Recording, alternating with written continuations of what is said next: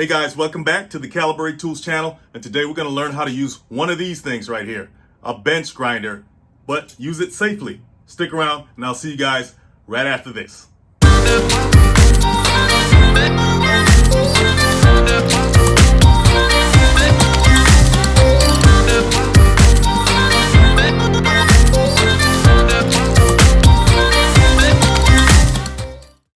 Okay guys, the safety precautions that you take when using a bench grinder, a lot of them apply across the board when using power tools, period. So first thing you want to do is make sure that the area that you're going to work in is clean. So if we look at our table here, this represents a clean area, right? That prevents any mishaps from happening in terms of, tools or anything falling into the grinding wheel while it's spinning and becoming a projectile towards you. And you don't want that to happen. Also, a clean workspace is an efficient workspace. You also want to make sure that the floor area is clean and free of obstacles as well, because one wrong move or slip can cause your bench grinder, if it's not secured, to be pulled down, or your power tool to be pulled down onto the floor, damaging you, not to mention the damage from the fall, period. Okay, so number one, you want to make sure that you have your eye protection, your eye safety on hand when using a power tool, especially something like a bench grinder, right? Now, the bench grinder has these right here that are called eye shields that are there to protect you from, any dust or debris coming up from the wheel when it's spinning, or the material that you're grinding. But you want to have that extra layer of protection, like I said, the eye safety glasses, to keep you safe. Now, you also don't want to have any loose clothing on when you're using something like a bench grinder. And I guess you guys can figure out what can happen with that. Other things like rings or any type of jewelry, or even a necktie. Why would you wear a necktie in a shop anyway? But you guys get the point. You don't want to wear anything that can get caught up in the bench grinder, suck you in, and cause some serious damage, right? Interestingly enough, you don't want to wear gloves either, because they can get sucked into the grinding wheel as well. You also want to wear some non-slip footwear to prevent any slip and falls, like we mentioned before. So we also want to make sure that there's no damage on the tool before we start using it. So if we look at the eye shields, right, we see that they're pretty much intact, okay? They're not loose, they're not coming off, there's no cracks, okay? They're not dull, right? You can see through them pretty clearly. Now, both of these surfaces are called the work rests. This is where you place your material, okay, your work, so you can feed it into the grinder, right? We can see that these are in good condition. And we also want to check all the fastening knobs, the adjustment knobs on the work rests, the eye shields, and other parts of the grinder as well, to make sure that they're working properly, that they're staying tight and fastened when we do fasten them. You also want to check for any damage or any wear or any loose parts on the power switch and the variable speed knob here, right? Now, the power switch has a safety mechanism right here. It's this orange yellow button here, or this orange yellow piece here, that if you pull it out, you pretty much disable the machine. So for example, you can't turn it on then. Even if you do all of this, you can't turn it on unless this piece is inserted into this slot, okay? Then you can turn it on. So you push it like that, and then you just turn it on, right? See, that's moving, right? But if you remove that, like I said, so that's a safety mechanism that they installed or incorporated into the machine, which I think is good. The variable speed knob, like I said, this knob can, you want to check that it's not falling off or anything like that, and that it's working properly. It has the right tension on it. And so you want to check for those.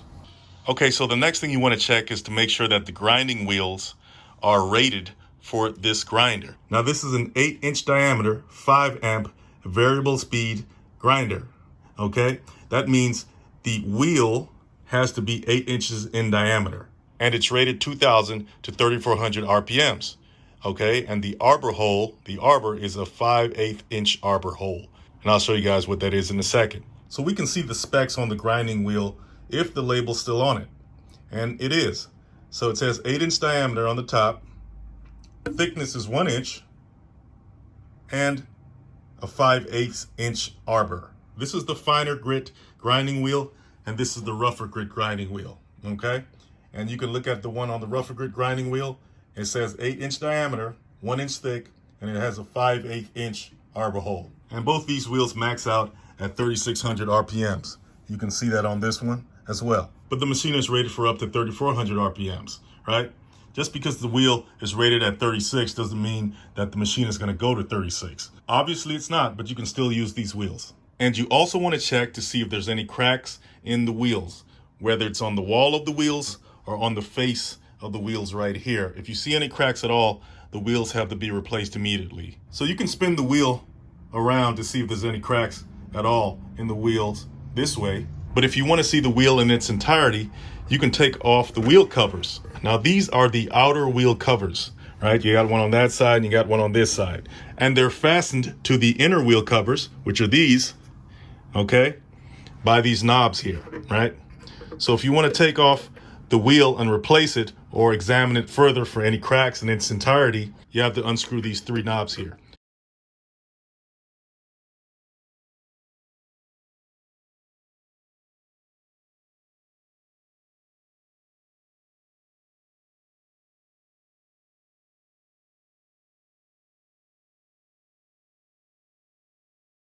And make sure you don't lose the washers that come with these knobs. There's 2 of them, okay? So once you do that, you can remove the wheel cover. And now you have access to the wheel in its entirety once you remove the wheel nut here. This is the wheel nut. Okay guys, so the next thing you want to do is take the wheel lock nut off. But in order to do that, you have to stop the wheel from spinning. So what's suggested is you take a wooden wedge of some sort and place it in between the work rest and the wheel to stop it from spinning. Okay, so we're going to place this wooden wedge right here. And the wheel doesn't spin. Well, hopefully it doesn't spin, okay? So we take a wrench and we want to turn this lock nut counterclockwise. And you may want to raise the eye shield out of the way to give you more room to get in with your wrench. So let's loosen that, raise it up, and leave it like that so we can get in with the wrench easier.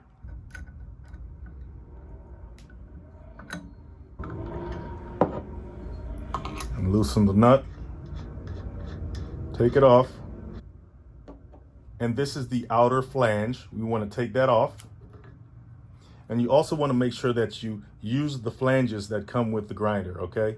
You don't want to use another flange from another grinder, another brand. You want to make sure that you use the flange that comes with your grinder. Take your wedge out, take your wheel off, and make sure that you keep this inner flange on. Don't take that out.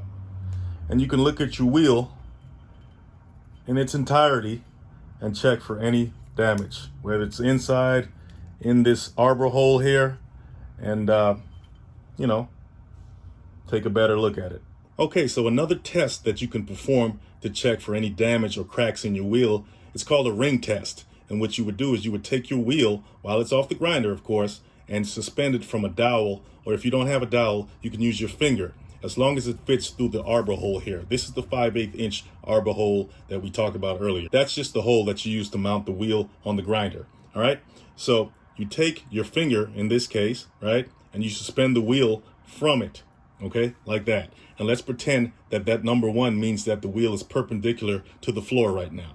And you take a non-metallic object like a screwdriver handle and you want to tap the wheel at about a 45-degree angle 2 inches or so away from the center. So let's tap it right about here. You hear that ringing tone? Let's turn it 90 degrees. And you want to tap it again. Let's turn it another 90 degrees. You want to tap it again.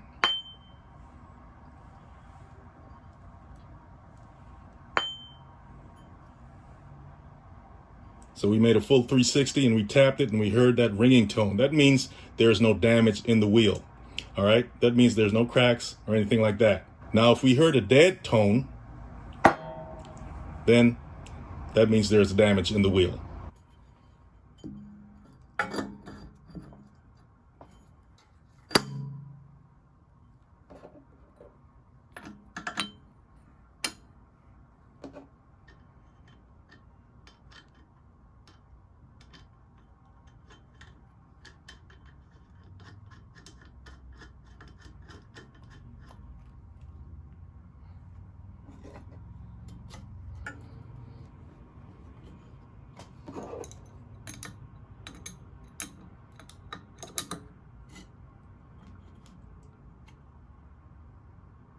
Remember not to over tighten the wheel lock nut here.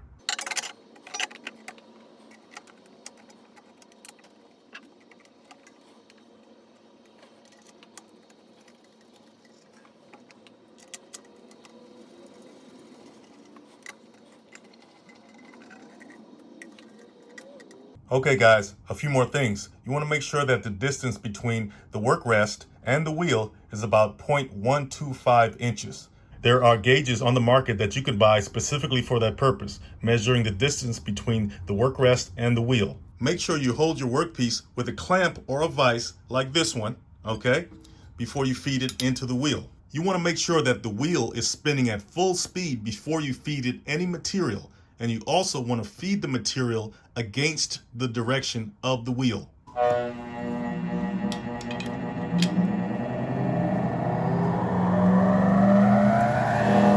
It's at full speed.